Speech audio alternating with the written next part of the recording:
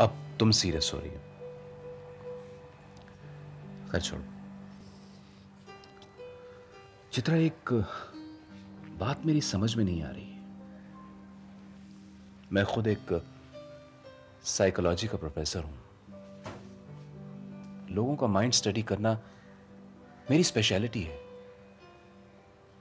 फिर भी मैं अपने मन की दुविधा को समझ नहीं पा रहा हूं। ठीक है, तो फिर आज मैं प्रोफेसर और तुम स्टूडेंट। बोलो। मैं ये नहीं समझ पा रहा हूं चित्रा कि एक ही वक्त में मैं दो औरतों के साथ कैसे प्यार कर सकता हूं। I really don't understand that. तो इसमें इतना सोचने की क्या बात है?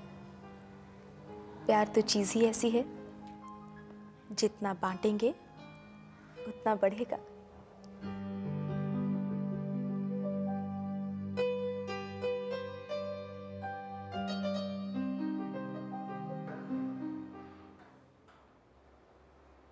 तो पता चल गया आपको? किस बात का? यही कि एक आदमी दो औरतों के साथ एक ही समय पे प्यार कर सकता है या नहीं। कम से कम अपने मामले में तो पता चल ही गया। तो क्या मैं जरूरत कर सकती हूँ ये पूछने की कि इसका जवाब क्या है? इसका जवाब यह है सुषमा,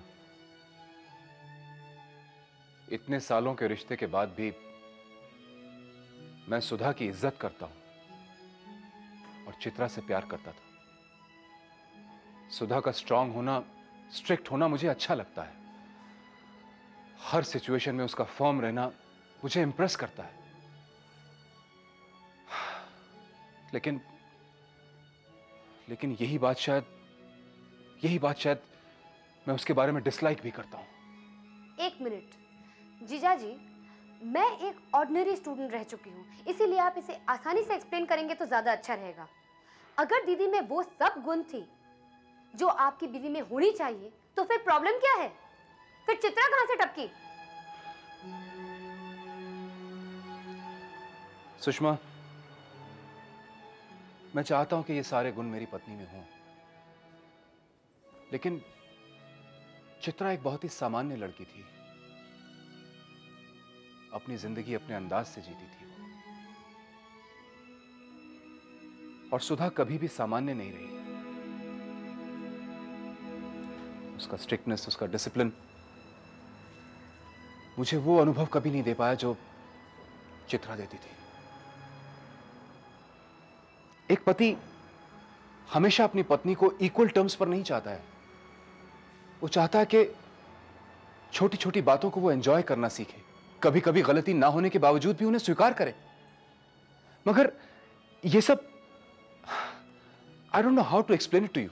मैं शायद तुम्हें ठीक से समझा नहीं पा रहा हूं। नेचुरली, बिकॉज आप खुद अपने थॉट से कन्विंस नहीं हैं। आप अपने आप को डिफेंड करने की कोशिश कर रहे हैं। डिफेंड नहीं कर रहा हूं मैं। एक पुलिस वाला हमारे आसपास होता है तो हमें अपने महफूज होने का एहसास होता है, लेकिन अगर वही पुलिस वाला हमारे साथ घर में आकर रहने लगे तो ऑकवर्ड लगेगा ना। ओह, तो मेरी दीदी आप पर कोतवाली करती थी इसीलिए आप क्रिमिनल बन गए। I got it now. देखो सुषमा, अगर मेरी हर बात को इसी तरह से सोचने का तुमने बीड़ा उठा लिया है तो मैं कुछ नहीं कह सकता, लेकिन इतना जरूर कहूंगा कि चित्रा की इनोसेंस, उसका चुलबुलापन मुझे पसंद था, जो मुझे सुधा से कभी नहीं मिला। अगर चित्रा आपको इतनी ही पसंद थी तो शादी कर लेते उससे, डिवोर्स दे देते मेरी दीदी को। किसने कहा था आपको कि दो कश्तियों पर पैर रखने के लिए? मैं सुधा को कैसे छोड़ सकता था? मैं दोनों से प्यार करता हूं। Oh wow, that is great. कम से कम एक बच्चा तो नहीं पैदा करते ना। ज्यादा ताने देने की जरूरत नहीं है सुषमा। हमने तय यही किया था कि हमारे बीच में बच्चा कभी नहीं आएगा। तो ये बच्चा क्या आसमान से टपका? हाँ बोलिए। जीजू, मुझे तो आप पर दया आती है। आप मेरी दीदी को चाहते थे, लेकिन आप प्यार चित्रा से करते थे। आप मेरी दीदी से डरते थे, फिर भी आपने चित्रा से प्यार का इकरार किया। आप नहीं चाहते थे कि एक बच्चा हो, फिर भी वो बच्चा हो ही गया। आपके ना जाने पर इतना कुछ हो गया। I feel so sorry for you. जो कहना चाहो कह लो सुषमा, मगर सच यही है। लेकिन इस मामले में चित्रा मुझे धोखा दे गई।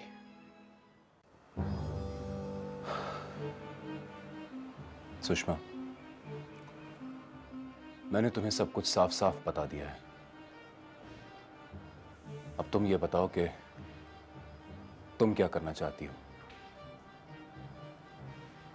चित्रा तो अब इस दुनिया में रही नहीं। अब तुम सुधा को सब कुछ बताकर उसके बसे बसाए घर को उजाड़ना चाहती हो, या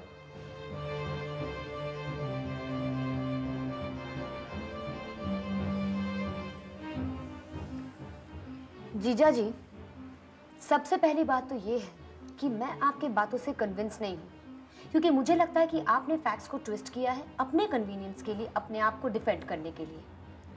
और दूसरी बात ये है कि मैं भी नहीं चाहती कि मेरी दीदी का घर उजड़ जाए। लेकिन एक बात याद रखिएगा कि अपराध कभी छुपता नहीं है, वो अपना रास्ता निकाल ही लेता है। और जब इन बातों का पता दीदी को चलेगा, भगवान ही आपको बचाए।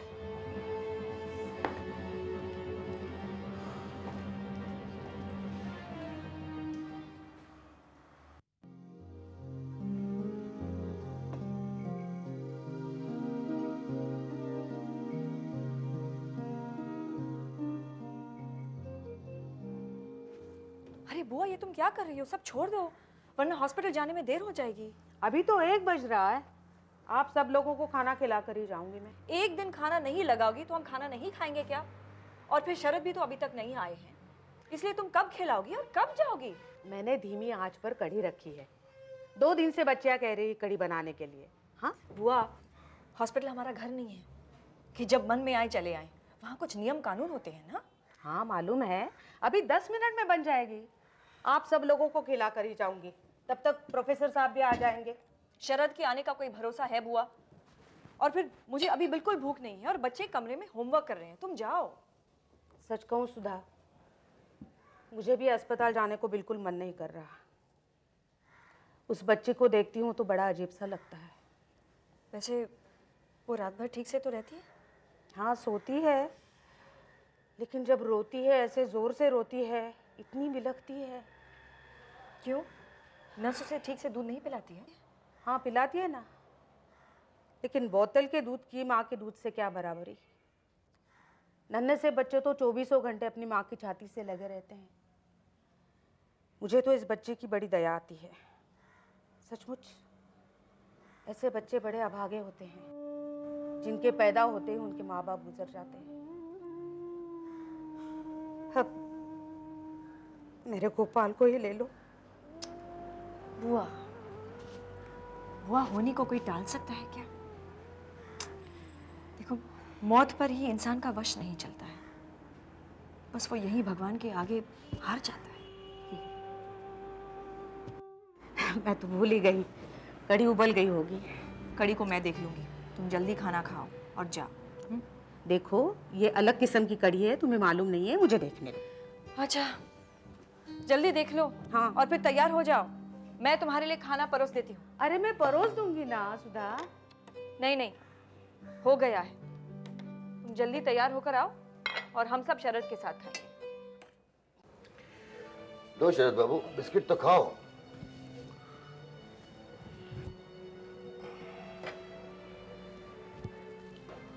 मन्ना, मेरी हालत भंवर में फंसे हुए उस इंसान की तरह हो गई है जिसे तैरना भी नहीं आता और वो डूबना भी नहीं चाहता।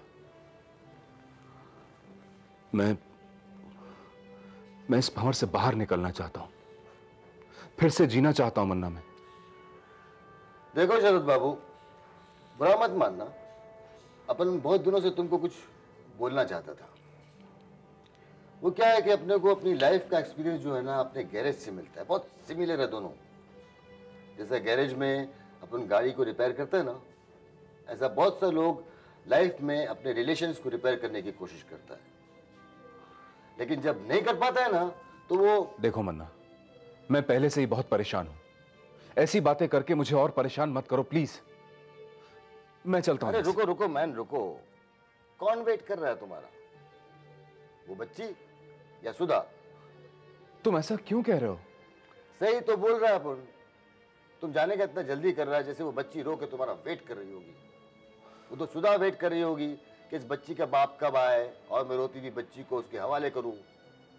बच्ची भी अपनी बाप की गोद में जाने के लिए बेताब तो हो ही रही होगी। अपन सब ये इमोशन समझता है मैन। मन्ना, मैं ये सब बातें सुनने के लिए यहाँ नहीं आया हूँ। अरे इसमें नाराज होने वाली कौन सी बात है मैन? एक बात बताओ, वो बच्ची तुम्हारी है ना? अरे गुस्सा क्या को होता है मैन? अपन ने ऐसा कौन सा बात कर दिया? सिर्फ इतना पूछा कि बच्ची तुम्हारी है ना, इसमें परेशानी की कौन सी बात है?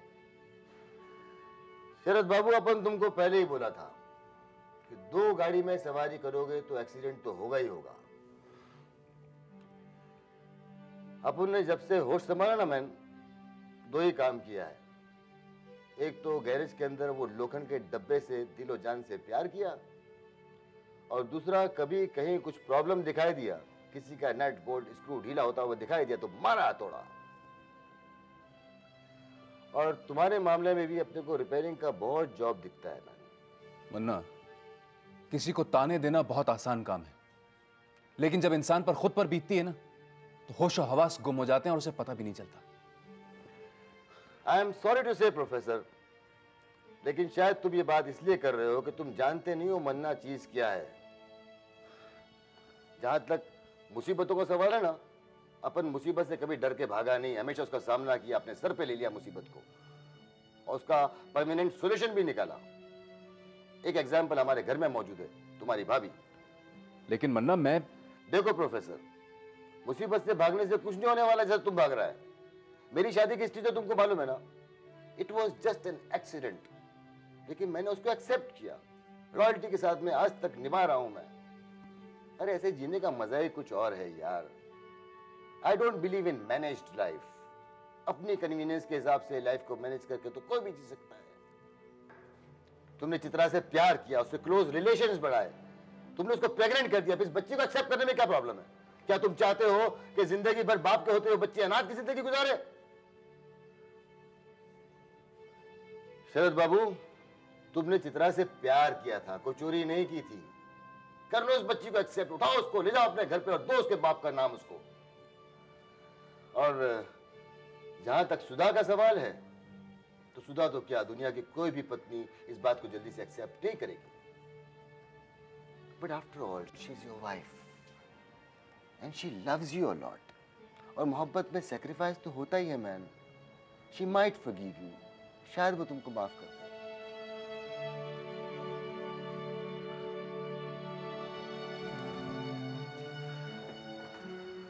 Oh God, help him.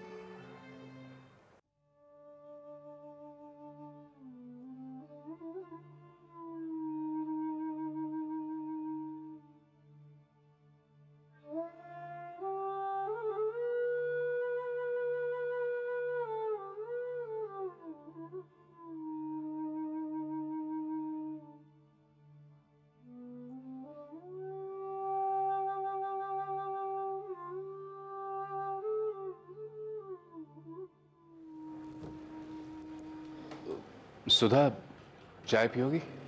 नहीं। क्या बात है, तुमने ठीक से डिनर भी नहीं किया? बस यूं ही। देखो सुधा, इतना स्ट्रेस मत लो, ऐसे तो तुम्हारी तबीयत बिगड़ जाएगी। तो थोड़ी गरम गरम चाय P low, you'll feel better.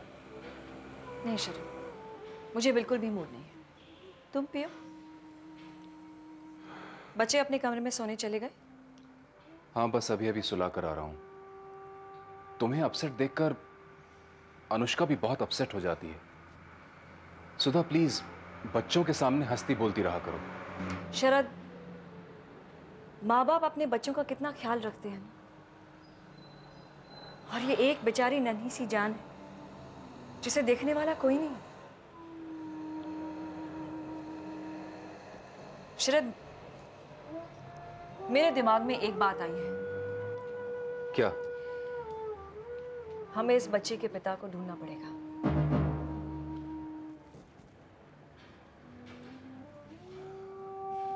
लेकिन क्यों? अरे, जब वो इस दुनिया में है तो उसे भी तो अपने बच्चे के बारे में पता चलना चाहिए ना। लेकिन सुधा, अगर वो उसे एक्सेप्ट ही ना करे तो? कैसे नहीं करेगा? देखो सुधा, ये सारी बातें तुम बिना सोचे समझे कर रही हो। नहीं शरद, बल्कि बहुत सोचने के बाद मैं इस फैसले पर पहुंची हूँ कि इस बच्चे की परवरिश सिर्फ वही आदमी ठीक तरह से कर सकता है। लेकिन सुधा, हम उसे जानते तक नहीं है, वो कैसा है, उसका व्यवहार कैसा है, और फिर पता नहीं इस सब बात को सुन के वो कैसे रिएक्ट करेगा।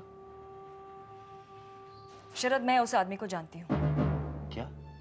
मेरा मतलब है उसके नेचर के बारे में। चित्रा कभी कभी उसके बारे में बताया करती थी।